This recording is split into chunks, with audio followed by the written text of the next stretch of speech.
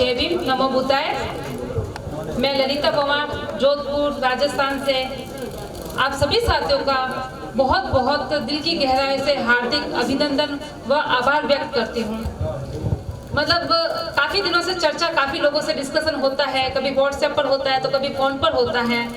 तो जब ये सुनकर लगता है ना कि वो जो हमारी जो ये रैली है राजस्थान से होके निकलेगी, तब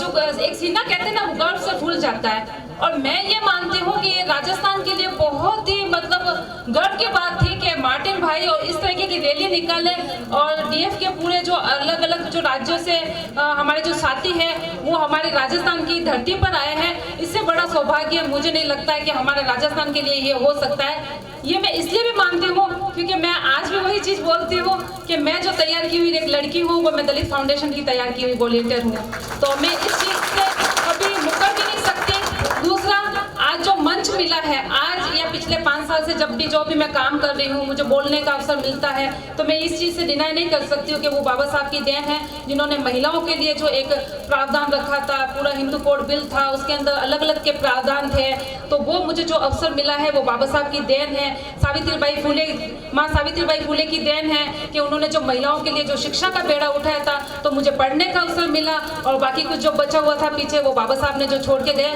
और वो मुझे अवसर मिला हुआ है। और एक चीज़ और कहूँगी मैं,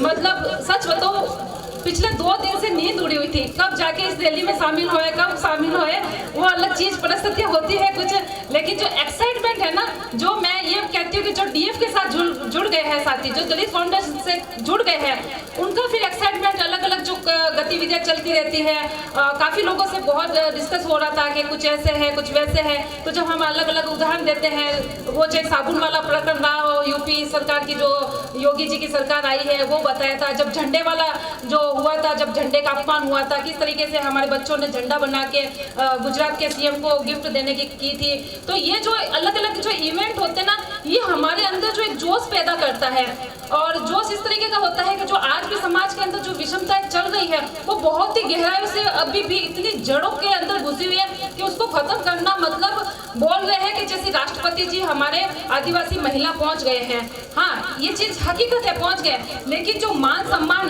अदरवाइज जो महिला, अगर किसी अदर कम्युनिटी की महिला पहुंचती, उनको जो मिलता, क्या वो मान सम्मान के साथ पहुंचे हैं क्या? नहीं, तो फिर वो पहुंचना हमारे लिए नाक के बराबर हो जाता है। जब सोच के अंदर ही वो कीड़ा घुसा हुआ है और वो कीड़ा खत्म नहीं हो पाया है और हम वहां पहुंच गए हैं, लेकिन हमें हीन भावना के साथ देखना और उसी तरीके से ट्रीट करना और फिर हमें उस कुर्सी पर बैठाया जाता है, तो ऐसी कुर्सी भी हमें किस प्रकार की स्वीकार है? और जिस तरीके से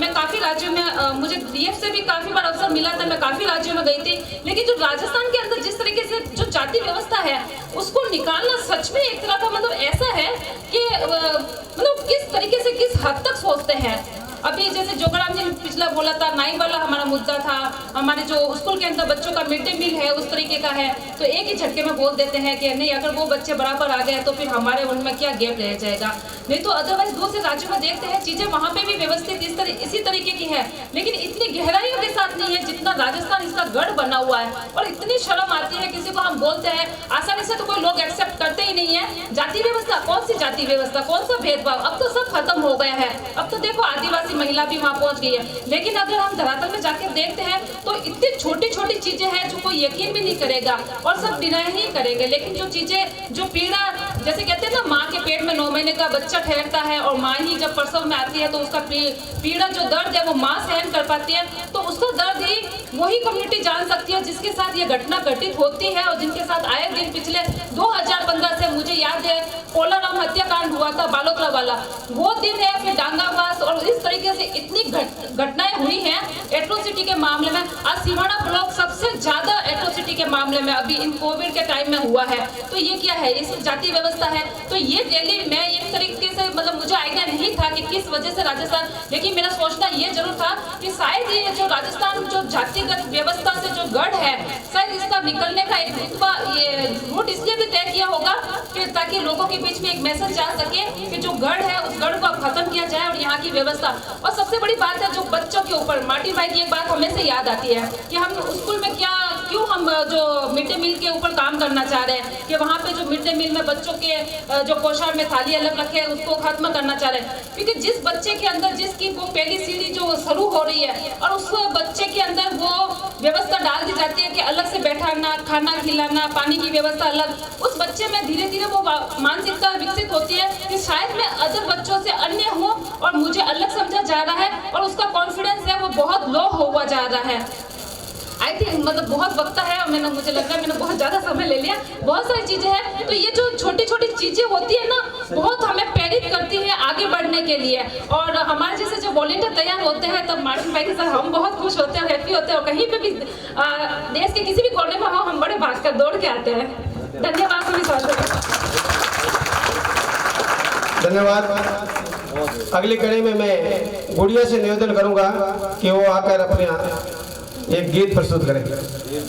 भीम सॉन्ग। गुड़िया